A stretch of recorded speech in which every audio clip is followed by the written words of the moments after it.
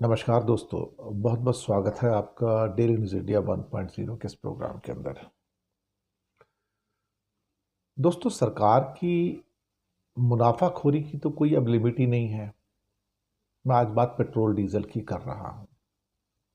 आप कहोगे दिवाली के दिन शुभकामनाएं तो दी नहीं।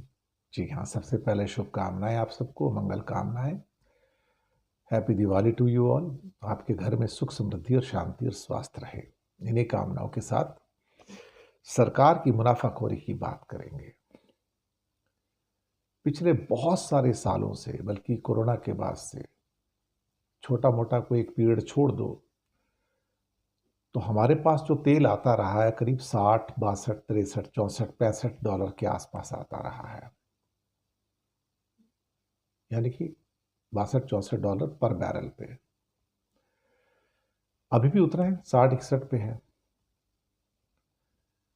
इतनी प्राइस के ऊपर जो पेट्रोल डीजल के अंदर एक चीज जानी जाती है अंतर्राष्ट्रीय रूप से, जिसे कहते हैं गेट प्राइस। गेट प्राइस वो होती है कि जब विदेशों से क्रूड ऑयल भारत आता है तो उसमें भारत आने पर उसके ऊपर जो कस्टम्स टैरिफ लगता है, ड्यूटी लगती है, प्लस आने जाने का, तेल को लाने का भाड़ा, इंश्योरेंस, ये सब चीज़ें मिला के और फिर उसके बाद उसको प्रोसेस किया जाता है, पेट्रोल डीजल में कन्वर्ट किया जाता है, प्योरीफाई किया जाता है, रिफाइन किया जाता है। जब रिफाइन किया जाता है तो उसके बाद फिर एक प्राइस आती है जिसमें जो कंपनी उसको रिफाइन कर रही है उसकी प्रॉफिटेबिलिटी इंक्लूड नहीं रहती है, उसको आगे सप्लाई करना इंक्लूड नहीं रहता है। इसे कहते हैं एक किस्म से गेट प्राइस। इसका नाम जो है वो गेट प्राइस के नाम से जाना जाता है। मुंबई में पेट्रोल 104 रुपए का मिलता है और उसके अंदर तो बहुत बड़ी मुनाफाखोरी है। अगर यही पेट्रोल आप भूटान में खरीदेंगे, भूटान को तेल कहाँ से आता है, पेट्रोल डीजल इंडिया से जाता है, रिफाइन होकर जाते हैं, वहाँ तो कोई रिफाइनरी नहीं है ना। तो आप इंडिया भूटान बॉर्डर के ऊपर अगर भूटान साइड में जाएंगे तो 1 किलोमीटर की दूरी पे आपको बहुत सारे पेट्रोल पंप मिल जाएंगे। वहाँ पर अक्सर भारत की गाड़ियाँ वहाँ जाके पेट्रोल भरवा के सस्ते में लेके आती हैं।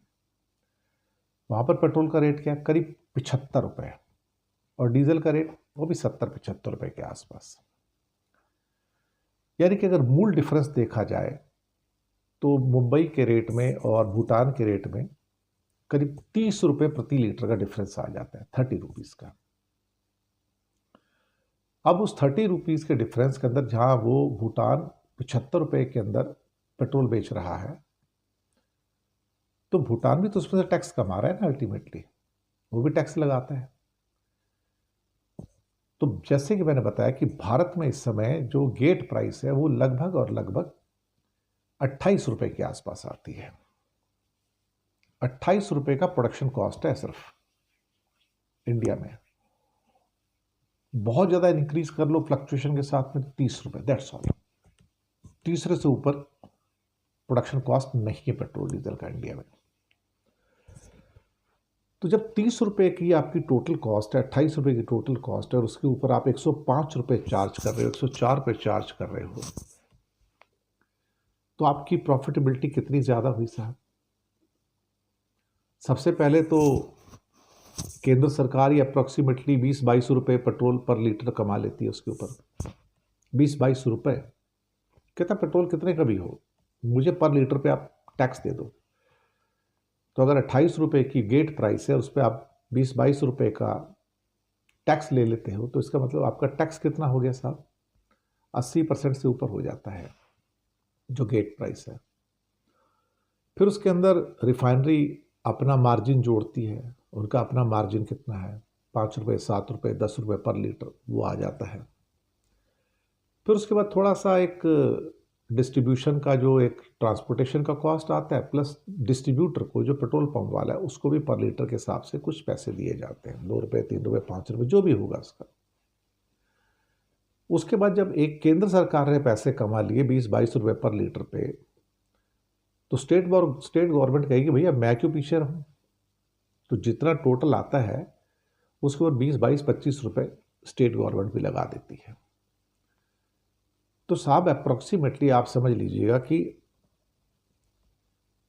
45-50 रुपए का तो टैक्सी आ जाता है साहब। 28-30 रुपए के पेट्रोल के ऊपर अप्रोक्सीमेटली 50 रुपए का 45-50 रुपए का तो टैक्स आ जाता है। आधा स्टेट गवर्नमेंट लूट के ले जाती है, आधा सेंट्रल गवर्नमेंट लूट के ले जाती है। तो यहीं से प्राइस उसकी हो जाती है 80 रुपए। उसके बाद फिर रिफाइनरी की profitability plus transportation cost plus उसका जो पेट्रोल डीजल वाला जो है पेट्रोल पंप वो भी कमाता है। तो साहब कीमत धीरे धीरे बढ़ते बढ़ते कहीं पे 95 रुपये, कहीं पे 97 रुपये, कहीं पे 100 रुपये, कहीं पे 104 रुपये, ये वेरिएशन रहता है। अब इसके बाद सपोज करो कि इंडियन ऑयल है, तो इंडियन ऑयल जो है एक साल में कितना प्रॉफिट कमाता है, 1 पैसा तो सरकार को ये दे दिया, तो ये से कहते हैं एक्साइज ड्यूटी। तो लगभग 4-4.5 लाख करोड़ तो सरकार को ये सिर्फ एक्साइज ड्यूटी मिल जाती है, जो कि एक एस्ट्रोनॉमिकल सम है। इंडिया में जो पूरा इनकम टैक्स कलेक्ट होता है ना, वो 10 लाख करोड़ होता है सिर्फ, और 4 लाख करोड़ सिर्फ अकेले पेट्रोल डीजल को बेच के सेंट्रल गवर्नमेंट कमा लेती है। अभी स्टेट गवर्नमेंट नहीं, सेंट्रल गवर्नमेंट कमा लेती है। कॉर्पोरेट टैक्स भी 10 लाख करोड़ इकट्ठा होता है, यानी कि कंपनियां जो टैक्स देती हैं, और उस 10 लाख करोड़ के मुकाबले 4 लाख करोड़ तो सिर्फ पेट्रोल डीजल में मिल जाता है। और उसके बाद इस सरकार को रॉयल्टी मिलती है, यानी कि सपोज करो उनका प्रॉफिट जो है साल में अभी तो किसी का 40,000 करोड़, किसी का 50,000 करोड़, किसी का 1 लाख करोड़ ऐसे तक आ रहा है, उसके ऊपर रॉयल्टी मिलती है प्रॉफिट के ऊपर।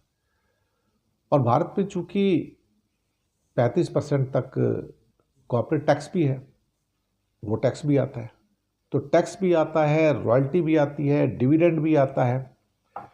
तो सरकार, केंद्र सरकार जो है वो सिर्फ पेट्रोल डीजल से 5 लाख करोड़ रुपए से ज़्यादा कमा लेती है, बल्कि कई बार तो ये 5.5-6 लाख करोड़ तक हो जाता है।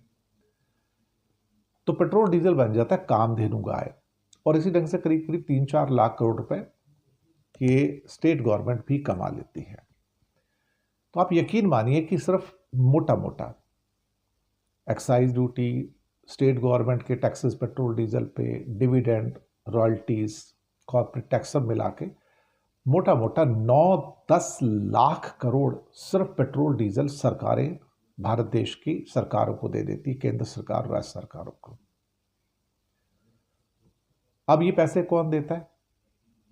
ये पैसे तो आप और हम देते हैं ना, ये पैसे मोदी जी नहीं देते।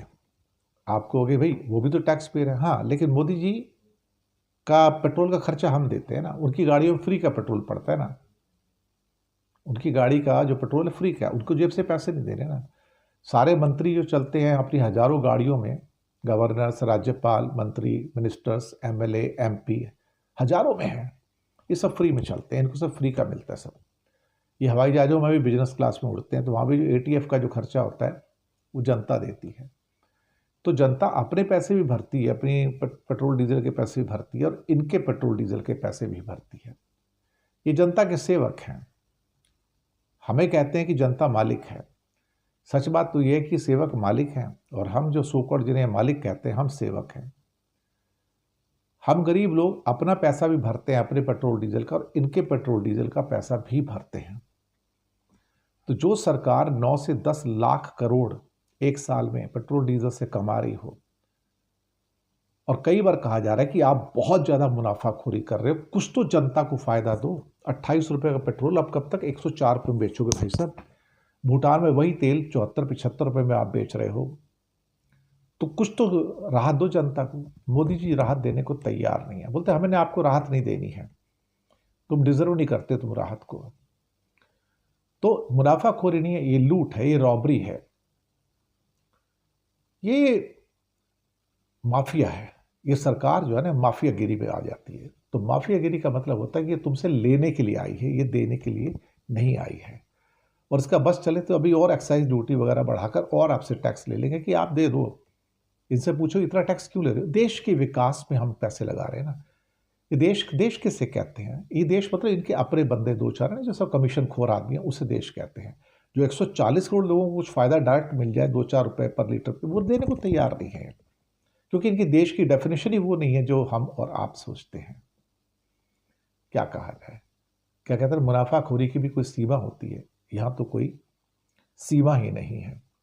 इसे मुनाफाखोरी नहीं कहते। ये लोग जो कहते हैं जीएसटी का जो फायदा हुआ तो जनता को पास ऑन करो वरना कार्रवाई करेंगे, काश की कोई ऐसी अथॉरिटी होती जो इनसे कहते कि तुम्हारी लूट कब अंत होगा, तुम्हारी मुनाफाखोरी जो है कब तक चलेगी, तुम्हारी मुनाफाखोरी का भी अंत होना चाहिए।